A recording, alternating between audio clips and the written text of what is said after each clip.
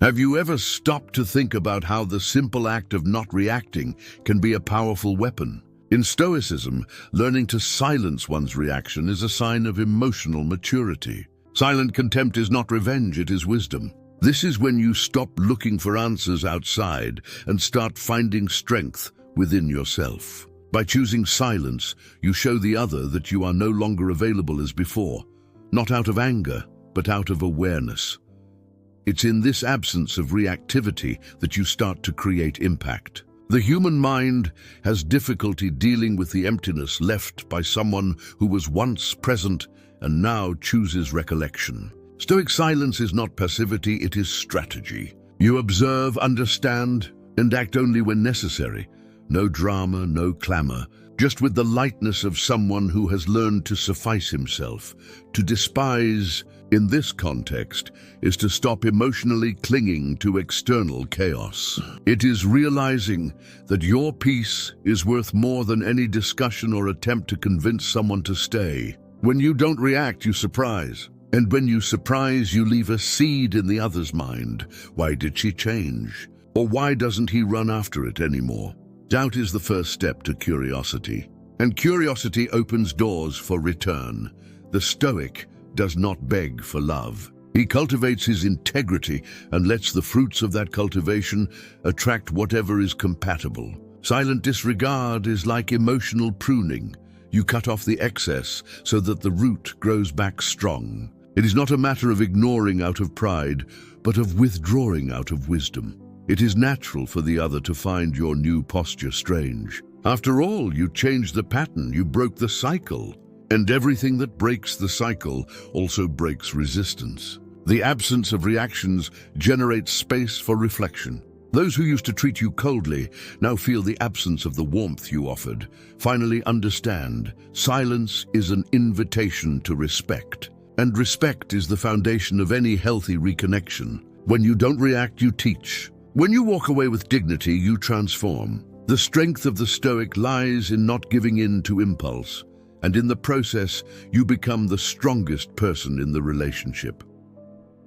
The basis of Stoicism is self-control. Mastering your emotions is not about swallowing feelings, but rather choosing what to do with them. When facing the end of a relationship, it's easy to get lost in despair and impulses. But the real power lies in standing your ground, even when everything inside you screams for attention, answers, or reconciliation. Imagine the difference between someone who begs for contact and someone who observes with serenity. The first person loses his own axis. The second inspires respect. To be unshakable is not to be cold, but to be centered. It is understanding that you cannot control the other, but you can always control yourself, your words, your attitudes, and above all, your thoughts. When you start practicing self-mastery, the other inevitably notices. You are no longer hostage to unanswered messages or exchange signals. You are your own center, and in that balance you start to become magnetic. After all, few things are more attractive than someone who knows who they are and doesn't dismantle in the absence of anyone. Self-mastery also frees you from the trap of comparison. You no longer live in, "Why didn't he choose me?"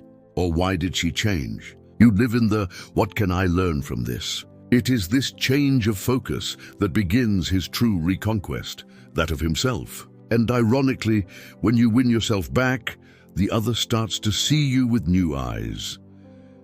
This strength does not come from a ready-made phrase or a motivational video. It comes from the daily practice of taking a deep breath, thinking before acting, and putting your peace above the will to be right. It's a workout. It is the bodybuilding of the soul. And every time you resist the urge to send a desperate message, you strengthen that emotional muscle.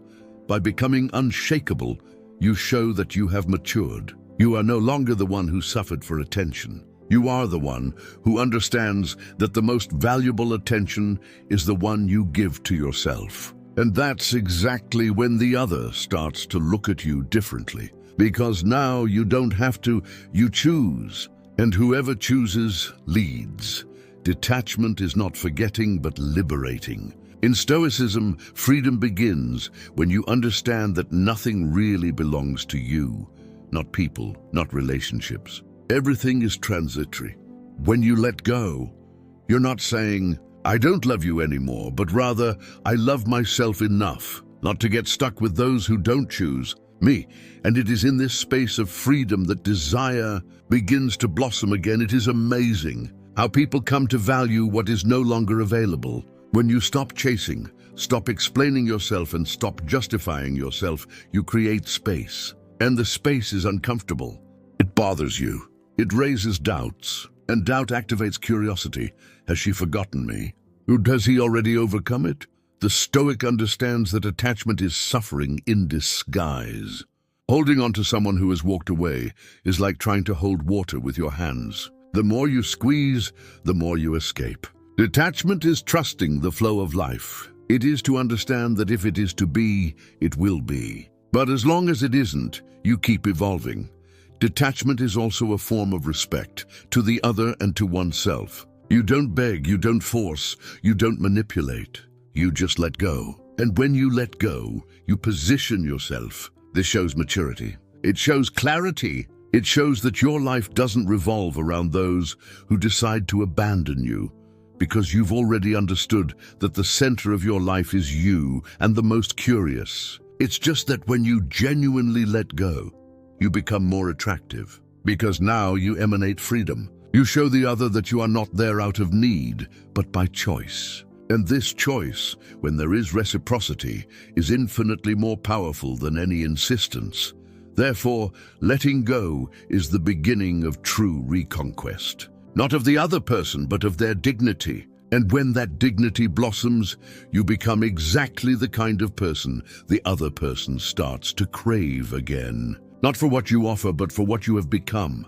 The Stoic does not shy away from silence. He embraces it. Zero contact, in this context, is not absence due to tantrum. It is internal presence. This is when you stop looking outside for answers and start listening to what your soul has to say. In the relationship, when everything is messed up, silence serves as a mirror. He shows more than 1,000 words spoken in the heat of impulse. Many confuse zero contact with pride or revenge. But that's not it. It's emotional discipline. It is knowing that, in the middle of the hurricane, the best thing is to retreat and rebuild. It is a strategic break, where you let the other deal with the emptiness of your absence, while you take care of your essence. This silence with purpose teaches more than any argumentation. It shows that you don't need to beg for affection, nor run after emotional crumbs. You just walk away, with elegance, with class, with presence. The absence of the Stoic is not revolt. It's clarity. During zero contact, something magical happens. You regain your identity. You go back to doing things for yourself. He laughs again, goes out, breathes without weight. And this lightness begins to attract attention. Because now you are not absent in a resentful way, but rather in a healing way. You're not trying to provoke, but rather to flourish. And it is at this moment that the other begins to notice, to realize that something has changed, that dependent version gave way to someone centered, full. And this perception activates desire, because what is renewed shines, and everything that shines attracts. Zero contact is the interval that regenerates the charm. Therefore, if you are going to leave, let it be with purpose. May this silence not be a cry of despair, but a song of self-love. Because when you learn to be okay with your own presence, the absence of anyone ceases to be a threat, and it becomes a choice. In Stoicism, one does not seek to be desired, one seeks to be worthy of admiration. And this admiration does not come from sweet words or forced gestures. It is born from the coherence between what you say, what you do, and what you become. Being admired is much more powerful than being desired. Because desire is fleeting, but admiration is lasting. Desire is built on appearance. Admiration is built in the essence. When you live your principles, maintain your posture, and don't bend to the emotional chaos of others, you begin to be seen as someone rare, and everything that is rare is valuable. Whoever stands firm in the midst of the storm inspires. You don't have to prove your worth. You need to reveal it, and this revelation happens on a daily basis. In the choices you make, in the words you choose to use, in the way you treat yourself. True reconquest happens when the other begins to admire you for who you are, and no longer for what you do for them. The Stoic understands that the strongest love is the one that is born of mutual admiration. And if there is no admiration, there is no basis. So stop trying to be liked. Start being respected. And respect starts within you, with its limits, with your values, with his conduct. Be the person you would admire, and the world will align with that version. Because the most powerful reconquest happens when the other looks at you and thinks, how could I get away from someone like that? And this question, member of Living from YouTube, is the beginning of everything. You don't have to be wanted. It needs to be admired. And that wonder starts now, when you decide that your peace is worth more than any external validation.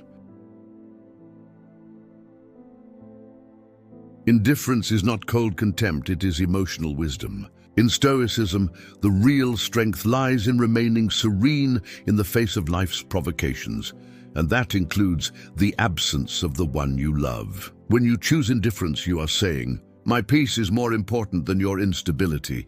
Of course, being indifferent hurts, especially when everything in you cries out for attention, for an answer, for a return. But here comes the Stoic practice, resisting the impulse. Healthy indifference is not to punish the other, but to preserve oneself. It's about getting out of the emotional game that wears you down and entering a state of neutrality that empowers you. You're not pulling away because you don't feel it. You're pulling away because you feel too much. And you've already understood that feeling shouldn't mean canceling yourself. Indifference, in this context, is a form of reconnection with your center. It is when you start to live for yourself and no longer for the gaze of the other.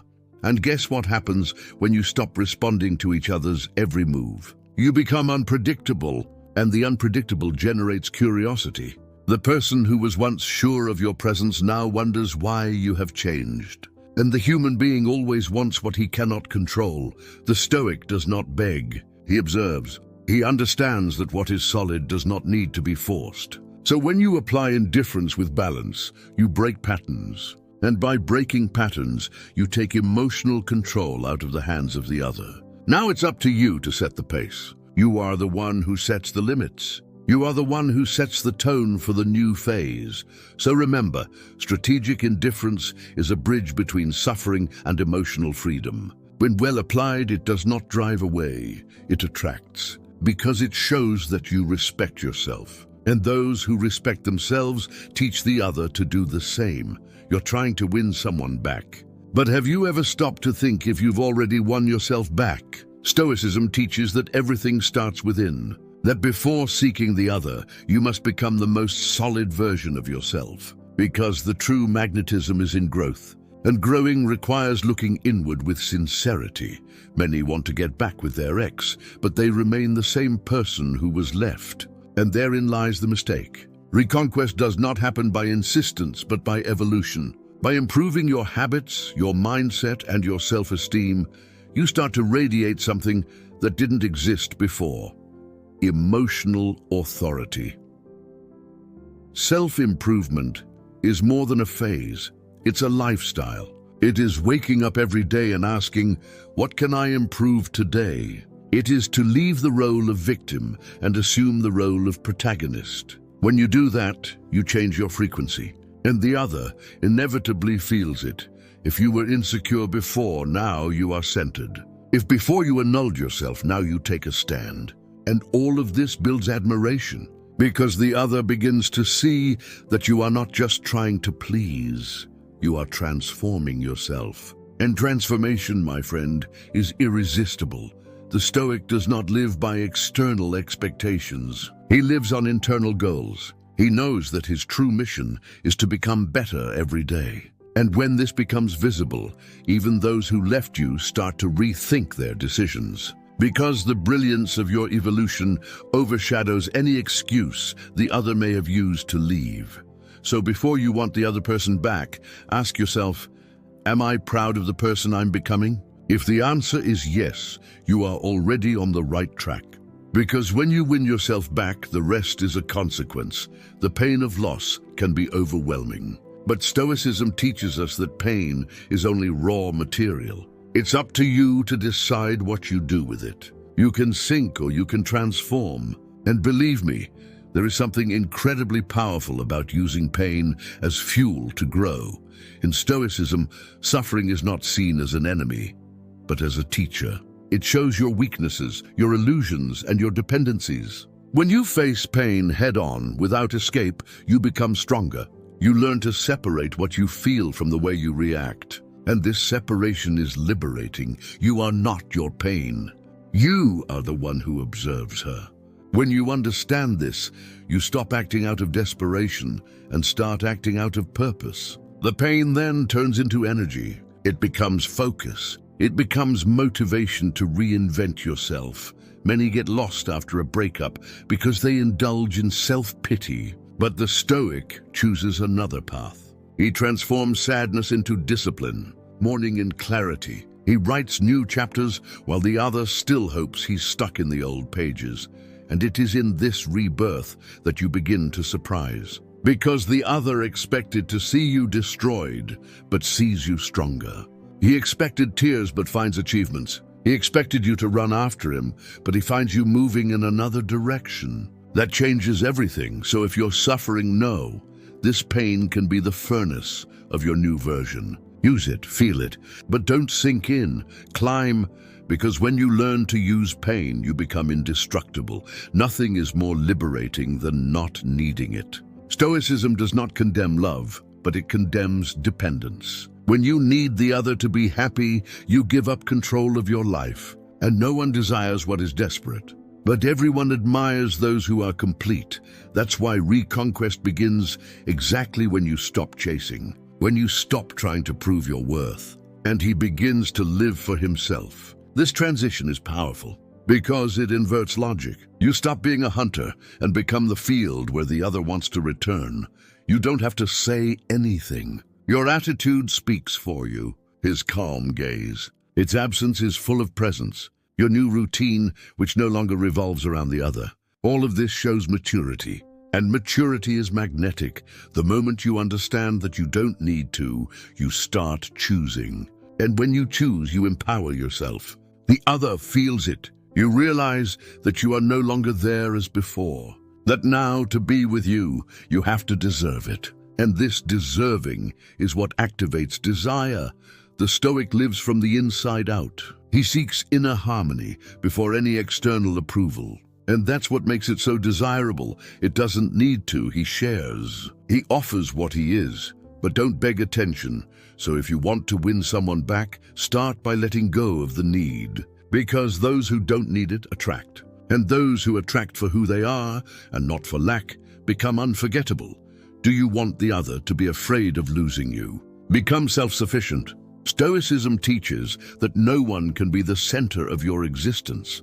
And when you understand this, you become free. And nothing scares a person more than realizing that you no longer need them to move forward. Self-sufficiency is not arrogance, it is clarity. It is knowing that your happiness is not in the hands of others. It is to build a life so solid, so full, that the absence of someone does not collapse it. And when you get to that point, the other person inevitably misses you because now you're rare.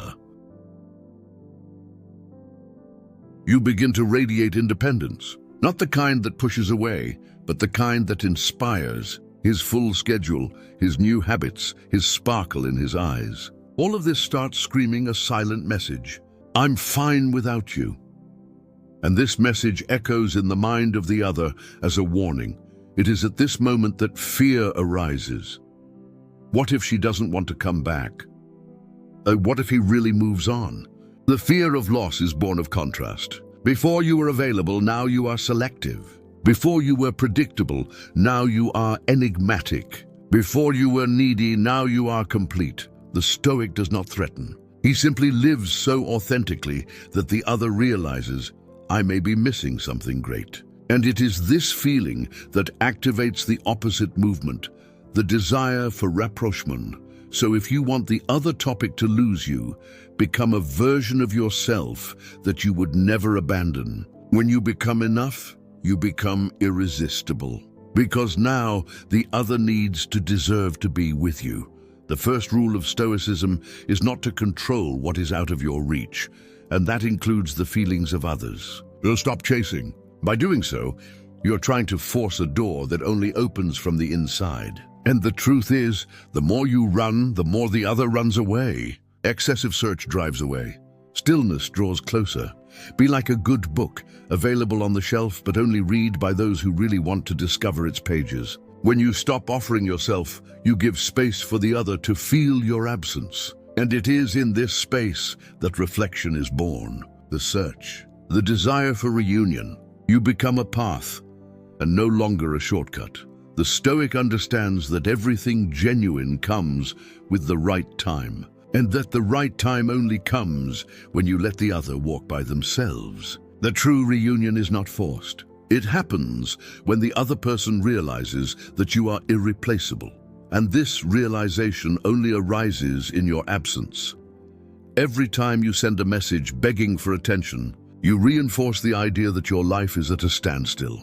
But when you choose active silence, silence with purpose, you become someone worth rediscovering. Because now you are on another level.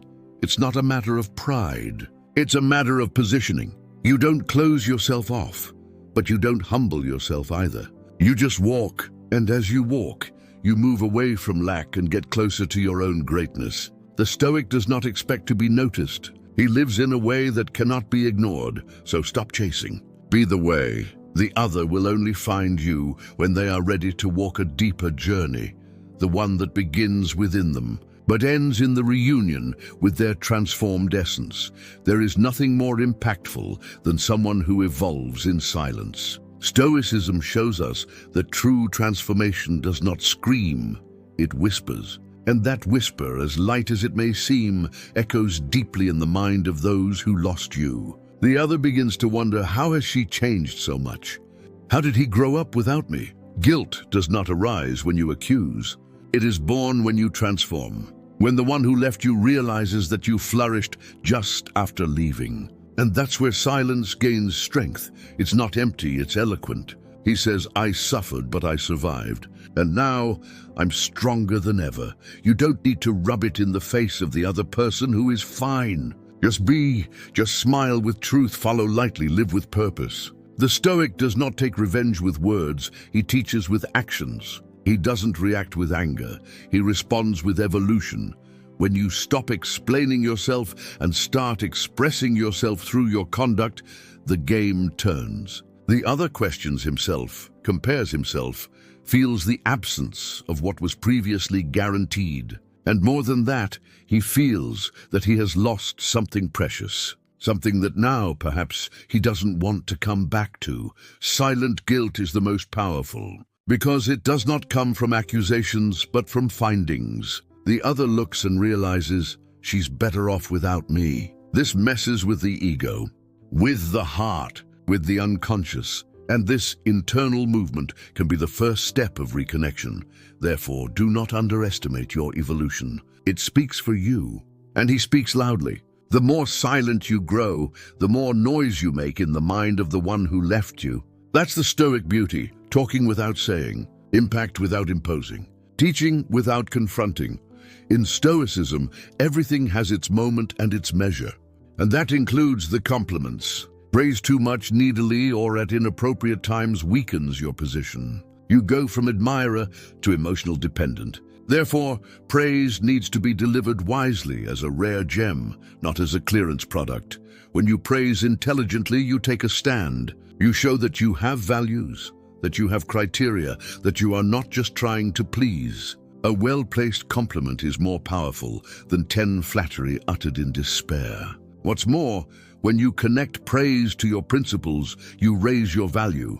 For example, instead of saying, you're wonderful, say, I chose you because I admire your courage. See the difference. Here, praise is born from a value of yours, and that changes everything. You're not just delivering admiration, you're revealing what drives you. And this generates true connection. The Stoic does not praise to please, he praises to acknowledge. And this recognition has a much greater emotional weight because it comes from a place of balance, not lack. When the other feels that you are selective in your compliments, they start to value them. And it also starts to value you. Too much untimely compliments make you look desperate. But the right compliment at the right time shows that you know how to observe, feel, and express with maturity. This inspires confidence. This builds admiration. This opens emotional doors. So the next time you praise, think, am I doing this to get closer or to assert myself? If it's the second option, breathe, hold, and wait for the right moment. And when that moment comes, speak from the heart, but with Stoic wisdom. Rebuilding a connection doesn't require haste, it requires presence. But not just any presence, but the quiet one, which does not invade, does not pressure, does not suffocate. It is the presence of the Stoic, firm, steady, light. It is the kind of energy that welcomes without begging. What a mark without having to force it. After a breakaway, the most common mistake is to try to come back as if nothing had happened. But the Stoic knows everything has a time, and before demanding connection, it is necessary to prepare the ground. This is done with subtle presence, a gesture, an attitude, a word put with wisdom. You don't have to do much. You need to do it with intention. Send a message without expectation. Be around without charging. Demonstrate evolution without throwing it in the face. All this shows that you have changed, and that now, if the other wants to come back, they will have to adapt to this new version. This quiet presence is like a light breeze. It does not push but moves, not force but guide. The other feels, perceives, notices, and this subtlety is far more powerful than any drama or insistence. Because lightness, when it is accompanied by firmness, seduces, the Stoic rebuilds relationships the same way he rebuilds himself, with patience. He understands that real connections are not made in a hurry. And that's why he doesn't get hasty. He observes, acts with balance, respects the other's time, and above all, respects his own. If you want to go back into someone's life, go back as someone who has learned, someone who now offers new energy, a new maturity. Because in this new frequency, connection is no longer a necessity and becomes a mutual choice. Many confuse reconquest with manipulation, but Stoicism makes it clear, all action must come from inner truth, not empty strategy. Winning someone back isn't about faking change to please. It's about truly transforming yourself and letting that transformation inspire the other person to want to come back. Coherence is the pillar of healthy reconquest. When you live by your values, you become trustworthy. And trust is the ground where any reconnection can flourish. The problem is that many people try to be someone else just to please, and this is unsustainable. The manipulation may work for a while, but it is fragile. Coherence, on the other hand, builds roots. When you say I'm fine and you are, when you say I've changed and you've changed, the other person feels it because the body speaks. Energy communicates. Coherence emanates. The Stoic does not play. He takes a stand. He understands that if the other person is going to come back, let him come back for what he is and not for what he pretends to be. This truth is magnetic because in a world full of masks, being truthful is extremely seductive.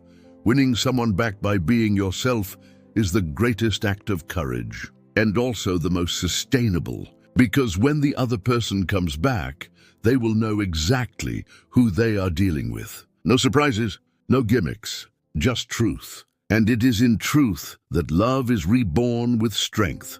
So remember, you don't have to manipulate. You need to be consistent with your best version. And this version, when well constructed, attracts what is genuine, and it dispenses with what is false.